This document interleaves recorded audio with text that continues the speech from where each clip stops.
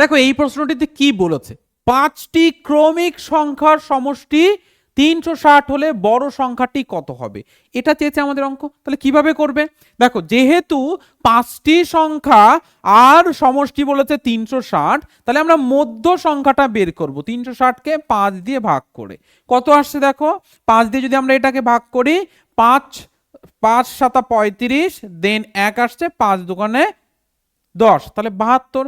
তাহলে 5টি সংখ্যা যেহেতু আমাদের বলেছে, তার মানে 5টি সংখ্যার মিডিলের সংখ্যাটা আমরা পেলাম।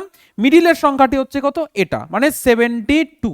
এবার আমাদের কি বলেছে, হলে বড় সংখ্যাটি কত, বড় সংখ্যাটি চেয়েছে। তাহলে এর আগের সংখ্যাগুলো আমরা জানি এবং এর পরের সংখ্যাগুলোও জানি। কি, এর পরের সংখ্যাগুলি 73, 74, আর আগের সংখ্যাগুলি 71 and 70। তাহলে মিডিলের সংখ্যা এটা, তার পরের সংখ্যা এগুলি। তাহলে সব থেকে বড় সংখ্যা কোনটা আসছে, বড় সংখ্যাটা আসছে 74। কোথায় আছে, অপশন বি, পি হয়ে যাবে এখানে রাইট অ্যান্সার। কি তোমার কি এসেছিল অ্যান্সার, কমেন্ট সেকশনে দাও তো দেখি।